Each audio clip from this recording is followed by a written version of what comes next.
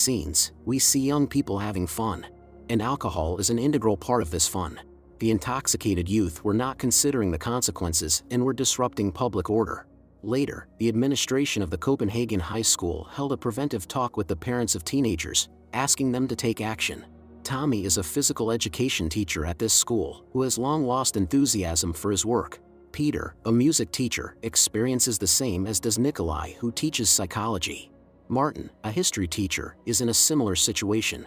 He presented the material very monotonously and even confused the lesson topic. One of the students noticed this and left the class.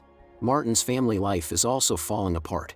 He has a wife and 2 sons, but he still feels lonely. When Martin asked his wife in the evening if she was bored with him, Anika admitted that he hasn't been the same guy she married for a long time. The next day, the school principal told Martin that parents of students wanted to talk to him. And it was not just 2 as Martin thought, but many. The parents are outraged by the fact that the teacher doesn't care about his subject or the students, even though history is a major subject. If this continues, the students won't achieve the passing grade required for university admission. Martin justified this by saying that students were too dependent on gadgets, but he promised to remedy the situation. After work, Martin planned to go to the friend's birthday party. Today is Nikolai's 40th birthday. Anika was absolutely uninterested in where her husband was going. He wasn't particularly close to his sons either. Martin was tired of such a life, but he couldn't change anything. Martin stopped by to pick up Tommy, who was divorced. His only company was a very old dog. 4 friends gathered at a restaurant. Martin refused to drink alcohol because he has a lot of work tomorrow. Nikolai has a wife and 3 children. It would seem that nothing else is needed for happiness, but Nikolai, like his friends, doesn't feel satisfied with his life. Nikolai told the friends about the theory of the scientist psychotherapist Finn Skarderud, that alcohol in small doses is beneficial for humans. Allegedly half a ppm daily improves mood and increases productivity. These words made Martin think. The friends knew about his problems at work. Tommy advised Martin to be stricter with the students. Until they feel authority, they won't respect him. However, Nikolai disagrees, believing that the problem lies in Martin's lack of self-confidence and joy. The waiter offered the guests vodka made in Russia. This time Martin didn't refuse the drink. Soon the waiter offered the guests expensive wine, and Martin didn't refuse again. The friends noticed tears in Martin's eyes. He confessed that he felt lonely. Anika works night shifts, and Martin hardly sees her. When the men asked if he had thought about other women, Martin replied no, because Anika is the mother of his children. Peter remembered how 12 years ago Martin, just starting to work at the school, was going to defend his doctoral dissertation in history. Martin could have become a great scientist, but the birth of children thwarted his future plans. Tommy also remembered how Martin was a rebel in his youth and took dance lessons. No one could have imagined that each of their lives would turn into routine. But today the men decided to forget about everything and have a good time. After all, they deserved it. In the morning, Martin as usual arrived at his disliked job. Yesterday had been fun, but as soon as Martin sobered up, he was back in a gloomy mood. Recalling Nikolai's words about Finn Skarderud's hypothesis, he locked himself in the restroom and drank a little alcohol. It really helped. Martin felt braver, and telling the students to be quiet, began the lesson. After work meeting Nikolai on the street, Martin whispered to the friend that he decided to test the hypothesis, so he couldn't drive. Nikolai, who has a wife and small children waiting for him at home, offered to give him a ride. According to Nikolai, they all should try this hypothesis themselves, so he asked Martin to call the other guys. Meeting Peter and Tommy, Martin shared his experience. Perhaps if they all start drinking a little at work, their lives will improve. The main thing is to do it only during the day and stop in the evening so that they feel normal in the morning.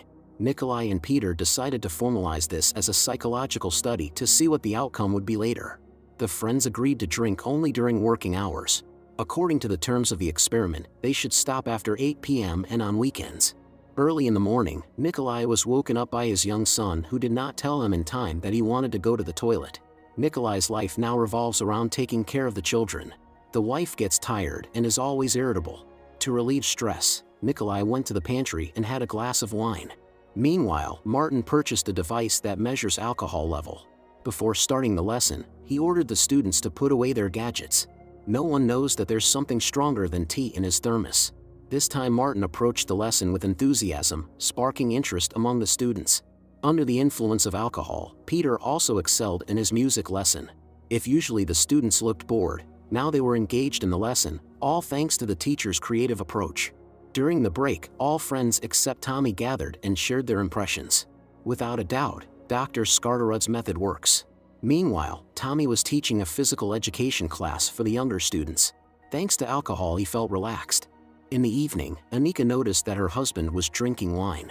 Martin was in a great mood and volunteered to cook dinner himself. The husband and wife had dinner together for the first time in a long time. Martin continued drinking wine and suggested to Anika that during their vacation they should go on a family hike, something they hadn't done in 8 years. Anika immediately noticed the changes in her husband. Meanwhile, Martin glanced at the time. Since it was past 8 o'clock in the evening, Martin switched to water. Without responding about the hike, Anika said it was time for her to get ready for work. It was only morning, but Tommy was already heavily drunk. His colleague found a bag of alcohol in the gym. Tommy pretended he had nothing to do with it.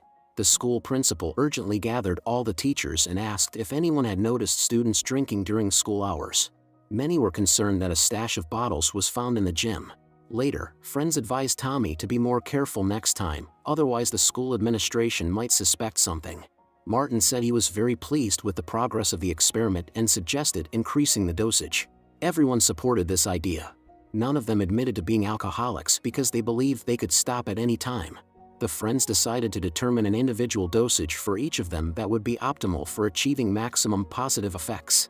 Even the most famous politicians drank alcohol, so obviously it makes sense. Waking up in the morning, Martin first took out his stash from the freezer and drank. He no longer wants or can stop, increasing the dosage again and again. Arriving at work, Martin was already quite drunk. Of course, his friends noticed it immediately. Martin couldn't walk straight and crashed into the joint, drawing attention from his colleagues. Tommy helped him so that none of the colleagues would suspect anything.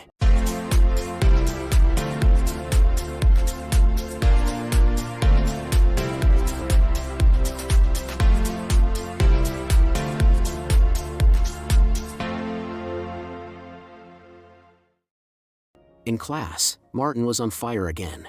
The students laughed at his jokes, and at the end of the lesson, they applauded loudly. Nikolai, who was passing by at that moment, was impressed. After the lesson, Martin texted his wife that he had booked a tour. Nikolai approached him, asking about the dosage. Martin replied that he had doubled it. Anika sent a reply message saying that she had taken extra shifts at work and wouldn't be able to go anywhere. Nikolai also increased his alcohol intake, hoping it would make him more productive, just like Martin. Having achieved this, Nikolai went to his lesson. Tommy drinks during the lesson and makes progress. His friends observe this. Everything seems to be working out for the best. After work, the guys sat on a bench late into the evening, talking. Peter shared that he really wants to start a family but is afraid of interacting with women. The next day, Peter noticed that one of his students, Sebastian, seemed down. Peter decided to support the boy, who was very worried about the upcoming exams. Sebastian had already repeated a year, and there wouldn't be another chance. Peter advised Sebastian to have a drink before the exam to get rid of his fear. Martin and his family finally went on the hike. They went boating and then set up camp. Martin remained completely sober. In the evening, the family sat around the campfire and played word games. Everyone laughed and had fun. The passion returned to Martin and Anika's relationship. Over the years, filled with indifference and misunderstandings, they had missed each other. Later, Nikolai gathered the friends at his house and suggested going a step further by increasing the dosage again to achieve a complete catharsis. Martin doubts it's a good idea, but Tommy agreed to participate. When Emily left with the children, the guys made cocktails and drank. Everyone except Martin decided to find out what would happen if they stopped restricting themselves with alcohol altogether. Martin was about to leave, but at the last moment changed his mind and joined his friends. The experiment should be conducted in a closed space to avoid negative consequences. After the house party, the friends went to the supermarket already heavily intoxicated and behaving inappropriately.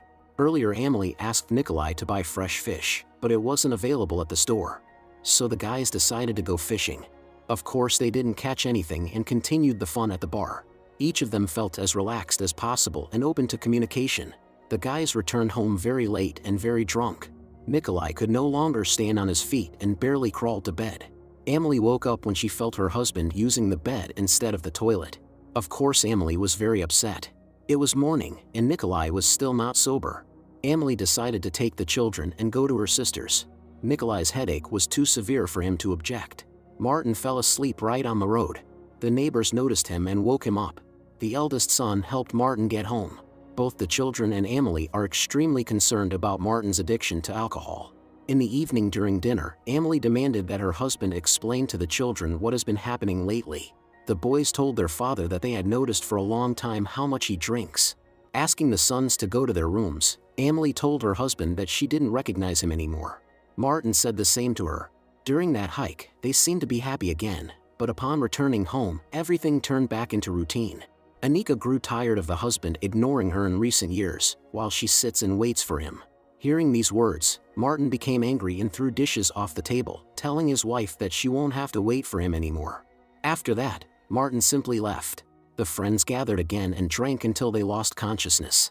Under the influence of alcohol they feel merry, but when it wears off, the depression only worsens. The guys came to the decision that it's time to stop the experiment, which showed that alcohol solves no problems but only leads to strong addiction. Martin lost his family, the wife left him.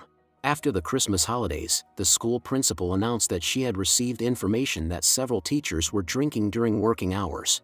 Tommy showed up to the school meeting drunk. The friends realized that he still couldn't give up alcohol after the experiment ended. Martin helped Tommy, who couldn't even stand on his own, get home, fed his dog, and took care of cleaning and cooking. Waking up a few hours later, Tommy didn't remember how he got here. Tommy offered his friend a drink, but Martin asked him to stop. Before Martin left, Tommy said he would handle it himself, so they didn't have to come here all the time. Tommy also wished his friend good luck and expressed hope that he and Anika would reconcile. Martin also hopes for that. The next day, he met his wife at a cafe. Their son's birthday is coming up soon. That wasn't all Martin wanted to discuss. He misses the wife and children very much and wants them to be a family again. Now Martin understands that he was also at fault in their marital problems. Anika didn't want to discuss it. Her feelings for the husband had long faded, only disappointment remained. Martin confessed his love to Anika and asked her for another chance, but with tears in her eyes, she said she couldn't and left. Left all alone, Martin returned to his routine life.